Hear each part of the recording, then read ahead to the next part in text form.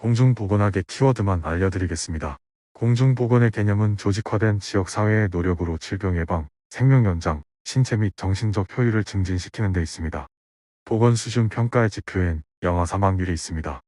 영아 사망률은 한 지역이나 국가의 대표적인 보건 수준 평가 지표이며 영아 사망률 구하는 공식이 시험에 많이 출제됩니다. 영아 사망률은 그해의 연간 출생아 수분의 그해 1세 미만 사망자 수 곱하기 1000입니다. 비례 사망 지수는 한 국가의 건강 수준을 나타내는 지표입니다. 시험엔 한 나라의 보건 수준을 나타내는 지표가 되는 것은 하고 출제됩니다.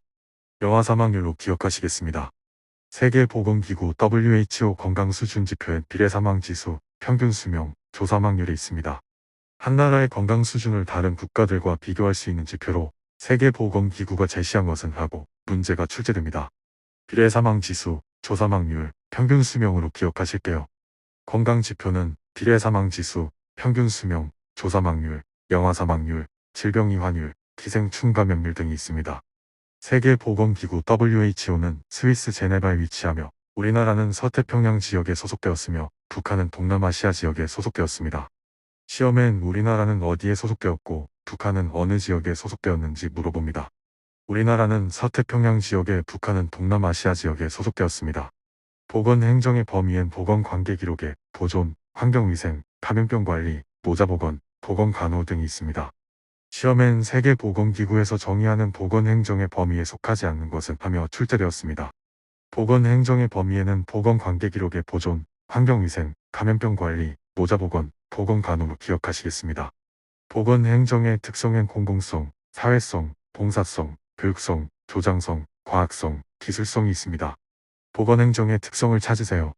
보건행정의 특성과 거리가 먼 것은 하고 시험에 출제돼요. 보건행정의 특성엔 공공성, 사회성, 봉사성, 교육성, 조장성, 과학성, 기술성으로 암기하시겠습니다. 인구 구성 형태엔 피라미드형, 종형, 항아리형, 별형, 농촌형이 있으며 시험엔 종형과 별형이 많이 출제됩니다. 종형은 14세 이하 인구가 65세 이상 인구의 2배 정도입니다. 인구 구성 유형 중 14세 이하가 65세 이상 인구의 2배 정도이며 출생률과 사망률이 모두 낮은 형태는 하고 문제가 나와요. 답은 종형입니다. 별형은 도시형 인구 유평으로 생산층 인구가 전체 인구의 50% 이상입니다. 일명 도시형 인구 유평이라도 하며 생산층 인구가 전체 인구의 50% 이상 되는 인구 구성 유형은 하고 문제가 나와요. 답은 별형입니다. 병원체엔 세균, 바이러스, 리케차 등이 있으며 세균은 육안으로 볼 수 없고 현미경으로 관찰할 수 있으며 바이러스는 전자현미경으로 볼 수 있으며 생존하는 세포 내에서 기생합니다. 리케차는 세균과 바이러스의 중간 크기로 세포 내에서만 기생합니다. 인간 병원소 환자 중엔 불연성 환자가 있습니다. 병원체에 감염되었지만 임상 증상이 거의 없는 무증상자로 감염병 관리 측면에서 가장 중요한 병원소입니다. 보균자 중 건강 보균자가 있는데요. 병원체를 몸에 보유하고 있지만 증상이 없어 보건관리가 가장 어렵습니다. 병원소로부터 병원체의 탈출엔 호흡기계 탈출이 있습니다. 말, 기침, 재채기 등으로 폐결핵, 결핵, 홍역, 감기, 수두에 걸립니다. 소화기계 탈출엔 분변, 토사물로 콜레라, 장티푸스, 폴리오, 이질 등에 걸립니다. 병원체에 직접 전파 호흡기계엔 비말감염, 인플루엔자, 디프테리아, 결핵 등이 있으며 혈액, 성맥에는 면도나 혈액 등으로 B형 감염, 후천 성면역 결핍증에 걸립니다. 간접 전파 수인성 물에 의한 전염에는 세균성 이질이 있으며 계달물 환자가 사용한 의복, 침구, 수건, 완구 등으로 트라코마에 전염됩니다. 병원체의 병원소 탈출 경로가 시험에 출제됩니다. 병원체의 병원소 탈출 경로에는 호흡기는 말, 기침, 재채기 등으로 탈출됩니다. 비뇨생식기는 소변, 성기 분비물 등으로 탈출합니다. 소화기 계통은 분변 토사물로 탈출합니다. 모기는 일본뇌염, 말라리아, 파리는 장티푸스, 이질, 콜레라, 파라디푸스, 결핵, 이는 발진티푸스, 진드기는 츠츠 가무시증을 전파합니다. 면역은 선천적 면역과 후천적 면역으로 나뉩니다. 선천적 면역은 출생할 때부터 자연적으로 가지는 면역이며 후천적 면역엔 수동면역과 능동면역으로 나뉩니다.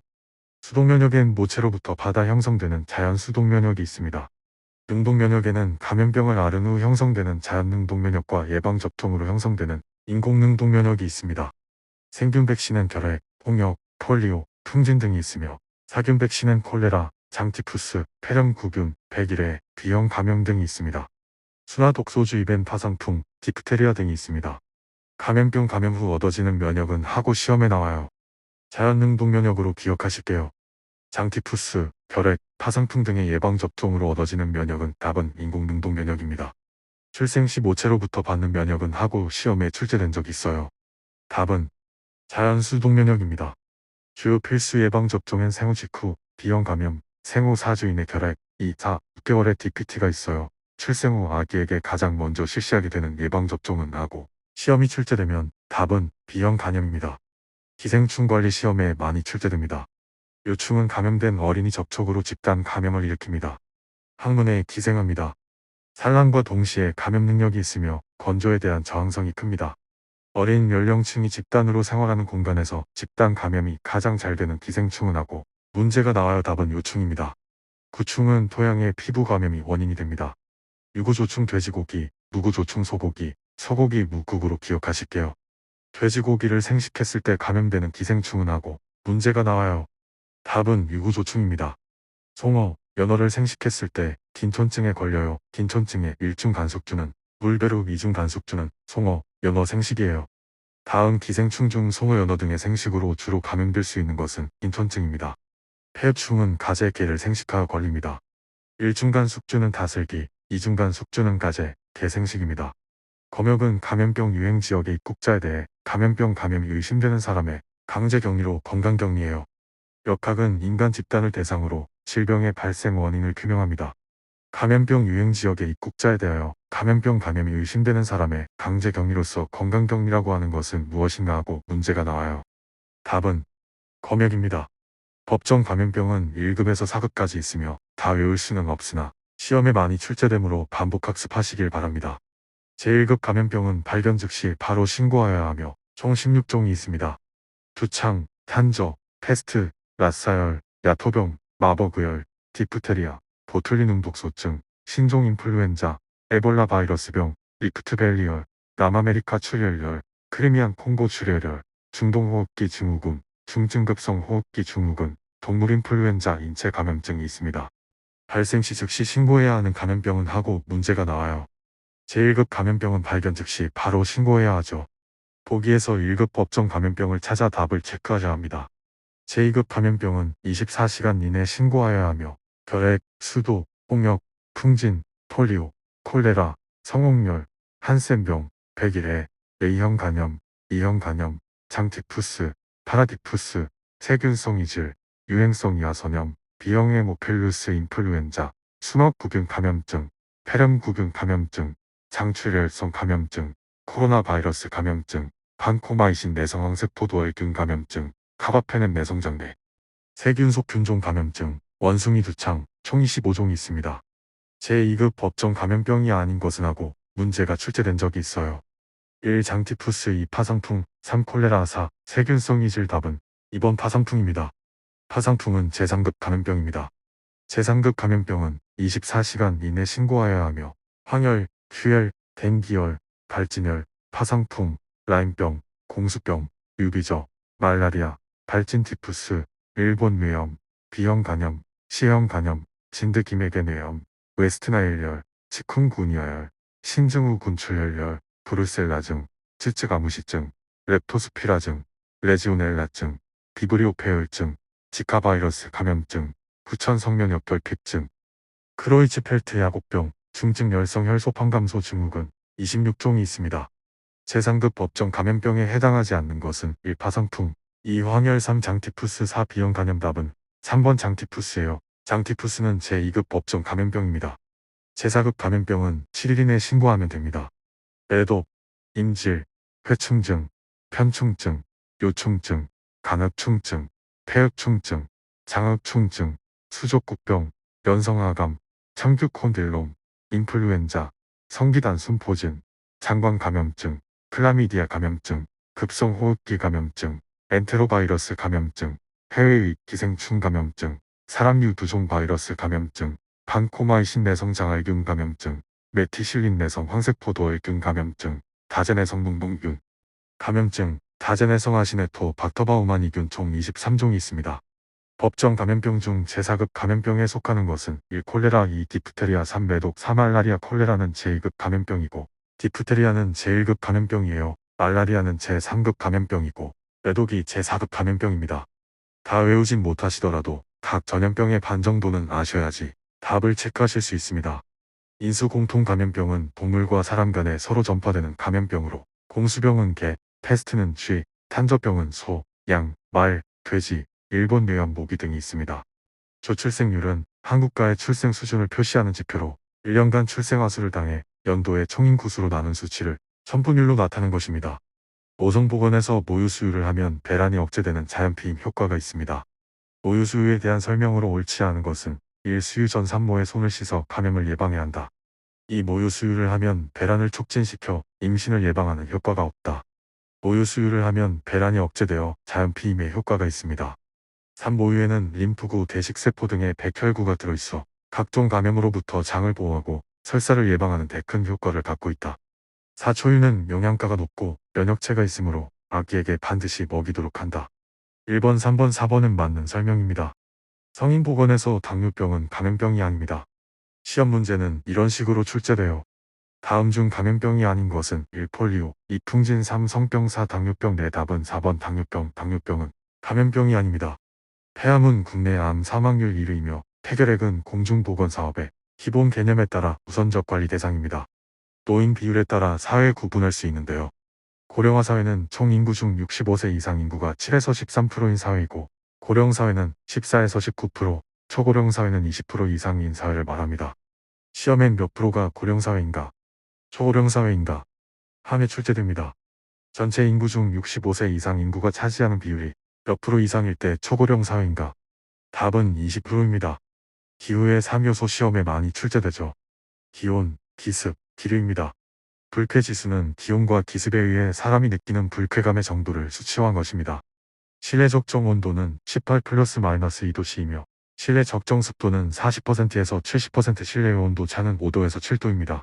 인공 조명에 간접 조명이 있는데요. 비경제적이지만 눈 보호에 가장 적합한 편안한 조명이며 피사체의 그림자의 발생이 적어요. 눈을 쓰는 정밀 작업 시 적당합니다. 인공 조명의 조도는 정밀 작업 300에서 500룩스 이상, 미용실 75룩스 이상으로 미용실의 조도 75룩스는 시험에 자주 출제되므로 암기하실게요. 눈에 가장 좋은 조명은 하고 문제가 나와요. 간접 조명은 그림자가 잘생기지 않아 눈이 가장 편한 조명 방식이라고 기억하실게요. 대기 환경 시험에 많이 출제돼요. 공기는 지구를 둘러싸는 대기의 무색, 무취의 기체이며 공기의 구성에는 질소는 78%로 가장 많이 차지해요. 이산화탄소는 실내 공기 오염의 지표입니다. 지구온난화의 주된 원인이기도 해요. 시험에도 실내 공기 오염의 지표로 사용되는 것은 하고 출제되었어요. 이산화탄소가 답입니다.